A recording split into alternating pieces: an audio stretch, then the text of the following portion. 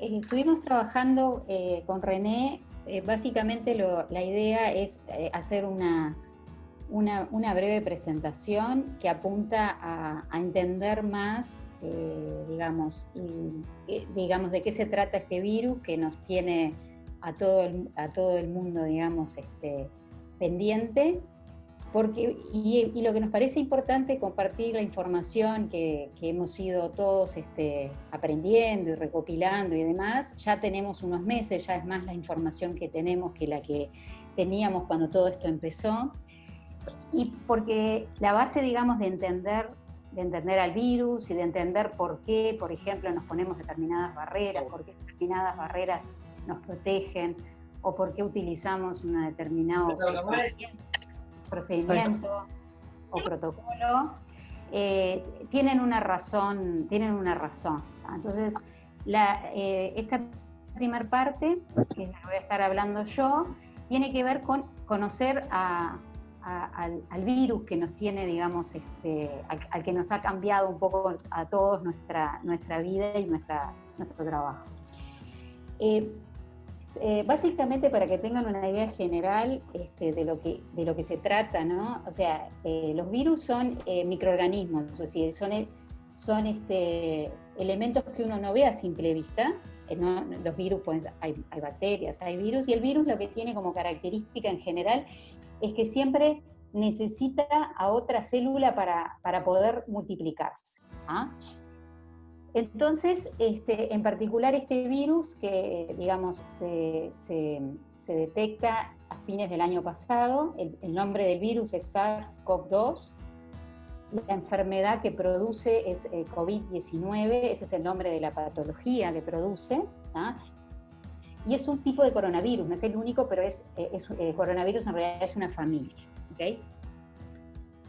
Entonces, nosotros nos parece importante entender qué características tiene el virus para saber cómo nos impacta nuestro trabajo, y que cada una de las acciones que están puestas en los protocolos y en todas las cosas que digamos, que hacemos en el día a día tienen un porqué, que están vinculadas justamente a entender al virus que está atrás, ¿okay?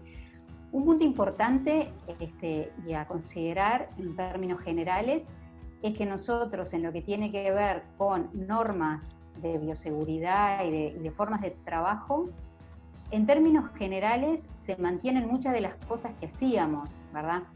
Y quizá lo que han existido, digamos, es la introducción de ciertas o de algunos ajustes, en particular por el momento en el que estamos viviendo, ¿okay?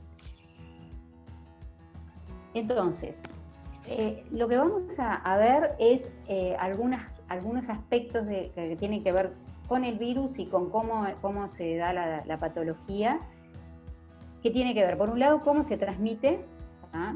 Ustedes saben que este virus se transmite cuando una persona habla, cuando una persona tose, una persona estornuda, porque en ese momento esa persona lo que libera es lo que se llaman gotas respiratorias. Es un virus respiratorio, ¿ah? No es el único, ¿ah? Por ejemplo, una gripe también es un virus respiratorio. Entonces, en las secreciones, digamos, se liberan lo que llaman gotitas respiratorias, ¿ah? Esas gotitas respiratorias pueden tomar contacto con la mucosa nasal, la mucosa oral, e incluso lo que es la parte de los ojos, y puede, digamos, ingresar. ¿Ah? Eso es lo que normalmente conocemos como el contacto directo de una infección. Y por otro lado, esas mismas gotitas pueden caer en superficies, ¿tá? Como una mesa, como una mesada, como el piso, ¿verdad? Y eventualmente con nuestras manos, al tocar esas superficies, esas manos, por contacto luego con la mucosa oral, la nasal y demás, podemos también contagiarnos, ¿verdad? Eso es lo que nosotros le llamamos contacto indirecto. Hay una diferenciación entre lo que es una gota respiratoria y un aerosol. Ha habido bastante discusión en la comunidad científica de si realmente por los aerosoles se produce el contagio, básicamente porque el aerosol es una partícula que la diferencia básicamente es que una gota respiratoria por su peso, por su tamaño y su peso, porque es más grande, es de mayor tamaño, está medida en micrones, cae, digamos, por su peso, ¿sí? Entonces, si no se deposita o no llega a la mucosa, cae, digamos, por su peso. En cambio, el aerosol queda suspendido en el aire, ¿verdad? Por eso muchas veces se habla de lo que es la aireación de los ambientes, ¿verdad? Y la ventilación. Y la verdad que lo que ha venido pasando, y en particular en el mes de julio, lo que sucedió fue que un conjunto de científicos le manda una carta a la Organización Mundial de la Salud para que digamos, también se considere que el aerosol también puede ser un elemento de contagio. Lo importante es que todos nuestros protocolos, desde el primer momento en que nosotros los establecimos en facultad, cuando nosotros consideramos medidas de barrera, aireación, distanciamiento, toman en cuenta también que el aerosol eventualmente podría llegar a ser un elemento de contagio, si bien no está del todo científicamente probado, ¿verdad? Bien. Por otro lado, se habla mucho de lo que es la tasa de transmisión, ¿verdad? Que eso lo que significa es cuánto contagia una persona cuando está contaminada, o sea, cuando está enferma, ¿verdad? Enferma, en realidad con la infección, o sea, puede ser con sintomatología o no.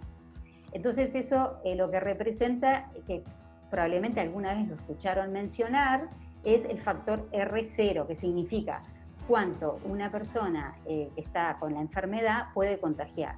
Esto lo que implica es que obviamente a mayor, digamos, gente que está contagiada, eso se expande, digamos, porque supongamos que el R0 fuera 2, significa que una persona que tiene la enfermedad contagia a 2 personas. Obviamente esto tiene hay consideraciones con respecto a esto, porque eso va a depender de la población, de la densidad, va a depender de cómo está esa población, es una población con buena nutrición, no es con buena nutrición, hay un montón de factores. Particularmente, si lo comparamos con otras enfermedades de tipo viral, por ejemplo, el sarampión, para que tengan una idea, su tasa es de entre 12 y 18, o sea, es muchísimo más alto. En el caso del COVID-19, estos números pueden ir variando, porque obviamente estamos en plena pandemia, pero más o menos se estima que está entre 1,5 a 4, depende un poco del lugar, ¿verdad? Y, por ejemplo, para compararlo con la gripe estacional, que es el que aparece en último lugar, digamos, es un poco más bajo, pero tampoco es tan diferente, ¿ah? Esto, digamos, tiene importancia en todo lo que se ha venido hablando, de que cuando uno piensa en la atención, en este momento, o sea, nosotros lo que no sabemos es decir, o lo que intentamos saber es cuando se hacen, por ejemplo, en el protocolo, se toma la temperatura o se pregunta en el triage si tiene cierta sintomatología, lo que se está buscando es descartar que eventualmente esa persona tiene COVID-19. ¿Por qué nos pasa eso? Porque estamos en plena pandemia. En otras situaciones, con otras enfermedades, es distinto, porque eventualmente la persona o está vacunada con una determinada patología o cierta sintomatología, podés eventualmente decirle al paciente que no venga, le posponés o le atendés con un tratamiento solamente de urgencia o bajo determinadas condiciones. En este momento, en realidad, al estar, digamos, en una situación así donde no sabes si la persona tiene o no tiene, nosotros tratamos a todos los pacientes como que eventualmente pueden ser COVID-19 positivos, ¿ok? De todas maneras, al hacer el triage, lo que se busca justamente es descartar un posible positivo. Una característica que tiene esta patología es que mucha posibilidad de contagio del paciente se da cuando el paciente está teniendo sus primeros síntomas, o cuando todavía no está diagnosticado, o cuando el paciente es asintomático. Esto está relacionado con lo que yo les mencionaba hace un segundito, o sea, evidentemente eso es un tema en esta patología, porque cuando uno, por ejemplo, no sé, en una gripe uno se siente mal, uno directamente no concurre o no sale. Si el periodo de contagio se da o se puede dar en un periodo donde el paciente es asintomático, y además sabemos que esta patología en aproximadamente un 80% de los casos donde hay contagio, por suerte tiene una sintomatología leve o incluso asintomática, ¿tá? Entonces eso por un lado es algo positivo, porque en realidad no es como por ejemplo fue con el SARS-CoV-1 que se dio en el Medio Oeste, que quedó confinada en esa zona, en el Medio Oeste, donde en realidad en esos casos había, o sea, la tasa, digamos, de enfermedades graves era mucho mayor, ¿ok? Bien, un punto que se ha hablado muchísimo, que es cuánto tiempo permanece activo. Ustedes saben que los virus en general, hay toda o sea, el virus en realidad uno lo que habla es si está activo o inactivo, si bien a veces uno habla de vivo o muerto, pero ustedes saben que los virus en realidad no es que uno lo considere seres vivos, porque justamente, como les decía al principio, siempre necesitan de una célula para poder multiplicarse, ¿verdad? Entonces, este virus en realidad puede permanecer en las superficies en forma viable. ¿Eso qué quiere decir?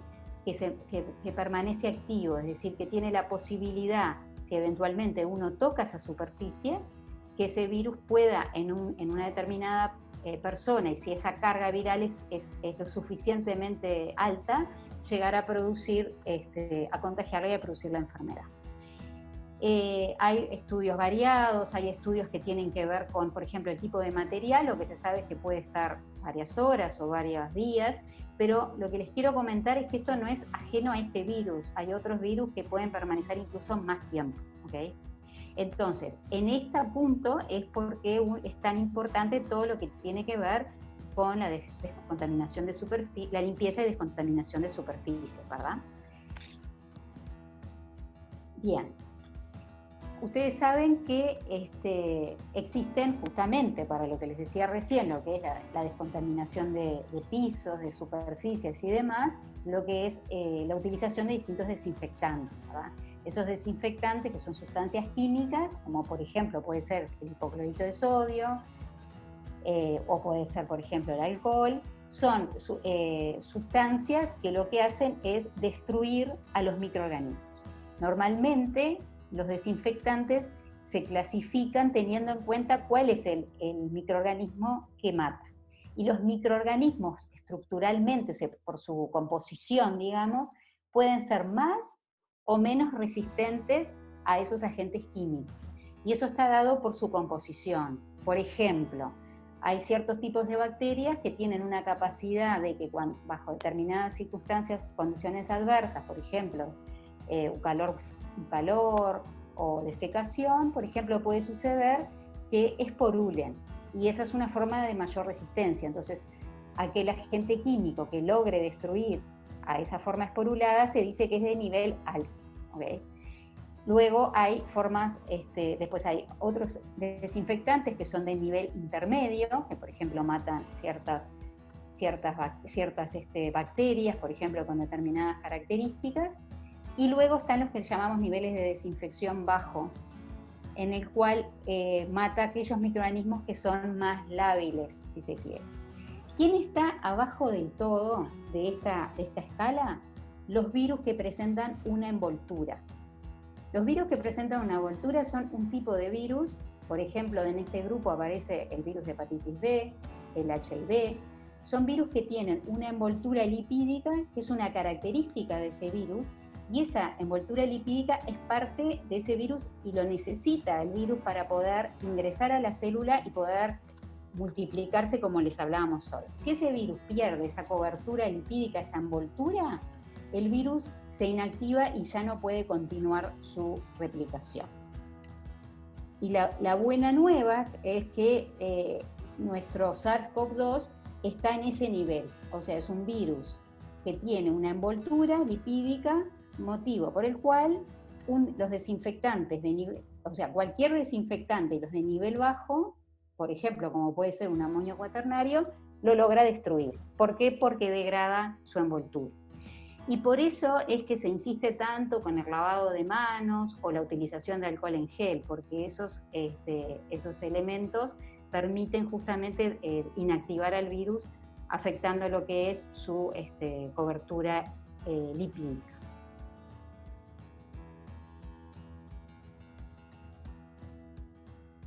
Yo me voy a referir sobre todo a lo que pasa en nuestro lugar de trabajo, ¿verdad? Me voy a referir a la situación actual de la facultad.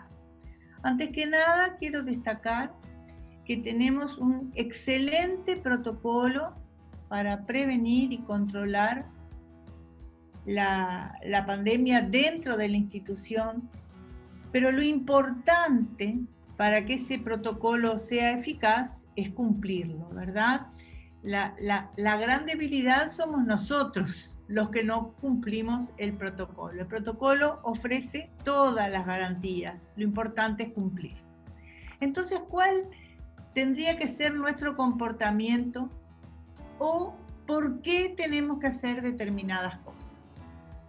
En primer lugar, el uso obligatorio de la mascarilla social o quirúrgica dentro de la facultad. Fíjense en la lámina, por ejemplo, cómo el hecho de estar en silencio tiene un mínimo de riesgo. El hecho de estar sin mascarilla 2 minutos implica ya la presencia de partículas capaces de infectar. Ni que hablar de cuando hablamos en voz alta o en una clase cuando elevamos aún más la voz o cuando gritamos, ¿verdad? Por eso es la exigencia de la mascarilla obligatoria. Hay algunas palabras claves que son imprescindibles para que convivamos en forma segura en nuestro lugar de trabajo.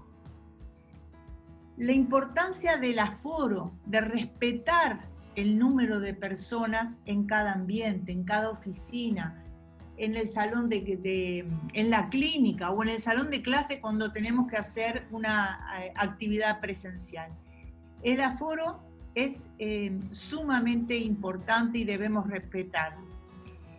También, por supuesto, condicionado al distanciamiento físico que tenemos que tener entre nosotros. Pero hay algo que es bastante discutido y que es fundamental, que es la ventilación. Y digo discutido porque, por ejemplo, en la clínica que yo trabajo, en la clínica quirúrgica, habitualmente, o lo que se hacía hasta el día de hoy, era trabajar puertas y ventanas cerradas y solamente se prendían los aires.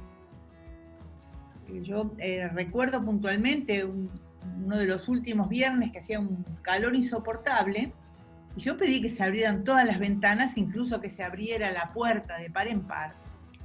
Y bueno, y alguno puso en duda, pero hoy en día sabemos sin lugar a dudas qué es lo que hay que hacer, que todos los ambientes tienen que estar sumamente ventilados, ¿verdad? Para evitar el contagio. Es una garantía, ¿verdad? La ventilación. Y otra cosa importante es el tiempo que permanecemos en el mismo lugar. Por algo hemos establecido que la duración de la actividad clínica se acorte. Lo mismo la duración de los parciales presenciales. O sea que aforo, distanciamiento social, distanciamiento físico, social no, distanciamiento físico, ventilación y tiempo de permanencia en el lugar son los factores a tener en cuenta para controlar el contagio. En cuanto a las mascarillas, que muchas veces dificultan una comunicación correcta, sobre todo cuando tenemos que respetar el distanciamiento, consideramos conveniente que se vaya incorporando paulatinamente el uso de las mascarillas inclusivas, ¿verdad? Es decir, aquellas que permiten la lectura de los labios. ¿Qué pasa con las mascarillas. La mascarilla es un acto de generosidad o de altruismo, porque en realidad cuando yo uso la mascarilla estoy protegiendo, ¿verdad?, a la otra persona. No es tanto lo que me protege a mí, la mascarilla, sino lo que yo evito hacia la otra persona, ¿verdad? Las gotitas de las que hablaba Andrea hoy, ¿verdad?, no las estoy expulsando hacia la cercanía del interlocutor. En cambio, el escudo facial, ese que nos brinda la facultad, ese completa nuestra protección, ¿verdad? Solamente el tapabocas no nos protege tanto, ¿sí? Evita que contagiemos, pero lo que en realidad nos está protegiendo es la pantalla. Estos ejemplos son más que nada para un aula, ¿verdad? Sería inconcebible el caso del profesor que estuviera sin la mascarilla. Bueno, es cómo se evita el contagio con el uso de mascarilla. Y si a la mascarilla, al uso de mascarilla, le aumentamos la ventilación, hace que el riesgo sea menor aún. Pasemos entonces a la parte de desinfección. Con respecto a la desinfección de los ambientes en los que estamos inmersos día a día, yo acá me dediqué más al área de la clínica, pero puede ser aplicable a una oficina, a la casa, en fin, a distintos ambientes. Lo único que quería destacar es que esa ansiedad o esa avidez por la desinfección no termine siendo negativa. Hoy hablábamos de la resistencia de los microorganismos, y la resistencia de los microorganismos a estos agentes antimicrobianos, ¿verdad?, como son los desinfectantes y los antisépticos, es una respuesta al uso de los mismos, ¿sí? Cuanto más desinfectantes use, cuanto más antisépticos me ponga, es muy probable que las bacterias elaboren estrategias para defenderse y sean cada vez menos sensibles a estos productos. Por eso hay que usarlos en forma racional. Racional, en un tiempo adecuado, con una forma de aplicación adecuada, que los prepare, y la persona que está preparando esa solución tenga presente que hay que poner la fecha en que se preparó esa solución. Y lo ideal sería que se pusiera el nombre de la persona que la preparó, que en definitiva es el responsable. O sea que la solución, el envase, no puede ser un envase de refresco que esté escrito con dry pen, como lamentablemente vemos, ¿no? No, tiene que ser, es un medicamento, ¿verdad? Lo tenemos que usar con absoluta responsabilidad, tanto en la casa de nosotros como en las oficinas, en fin, en la clínica. O sea que es muy importante el envasado, ¿verdad?, la preparación de esa solución, la concentración que debe tener para cada uso, la temperatura de la solución, porque si yo dejo una solución de hipoclorito en la cocina al rayo del sol, después esa solución va a ser totalmente inactiva. Y otra cosa es la compatibilidad. Es decir, si yo intento mezclar jabón con hipoclorito, va a perder su eficacia. Si lo hago con agua caliente, menos eficaz. Y si lo combino con vinagre, puede llegar a ser nocivo, ¿sí? Entonces, tener presente que sobre las superficies, por ejemplo, que tienen pintura, como los equipos, si yo las decontamino, las desinfecto con alcohol, las voy a deteriorar, las voy a dejar ásperas, y eso va a favorecer el depósito de microorganismos. Entonces, cada desinfectante tiene que tener su uso adecuado. Por ejemplo, acá yo quería mostrar estos aspiradores externos como el Coxo, que es bastante difícil de contaminar porque tiene muchos pliegues, bastantes hendiduras, pero bueno, necesita de dos tipos de desinfectantes. Uno para la máscara, que sería el alcohol 70, ¿verdad?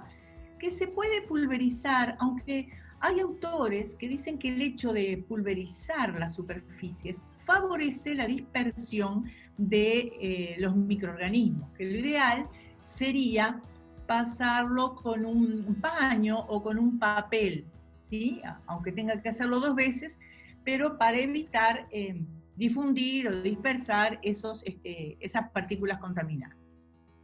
Y también exige, por ejemplo, para la parte de la pintura, el uso de otro que no altere la pintura, como puede ser el cloruro de benzalconio. Cualquiera de los dos están en facultad, ¿verdad? Y otra cosa importante es insistir que el instrumental o todos aquellos elementos que se usan en las distintas en las distintas clínicas salga todo decontaminado, ¿sí? Por eso es que también tenemos cubas de decontaminación, de las que todavía no había consenso, que cuánto tiempo lo dejábamos. Bueno, 30 minutos. Yo acá en la placa dejo alguna información. A ver qué me dice. Yo lo que quería destacar, bueno, el uso correcto y también el uso racional de cada uno. Por otro lado, también quería hablar de la seguridad, del riesgo que puede correr uno cuando utiliza mal un antiséptico. En el caso del alcohol y del cloruro de benzalconio, son seguros, ¿verdad? No son ni son cáusticos, ni son irritantes, pero otros, como por ejemplo los peróxidos y el hipoclorito, sí pueden afectar la salud general. En el caso del decontaminante de las cubas, que es un peróxido, son soluciones que preparan las asistentes dentales, que ya lo traen en su concentración correcta, ¿verdad? Porque es para la decontaminación de instrumental crítico, es decir, que estuvo en contacto con la sangre. Ya hacen la solución, acá está la fórmula para la disolución, y es una solución segura, ¿verdad? Que si no se toca sin guantes y si no se inhala, no es agresiva. Insisto que siempre las áreas críticas van a exigir una concentración mayor que las no críticas.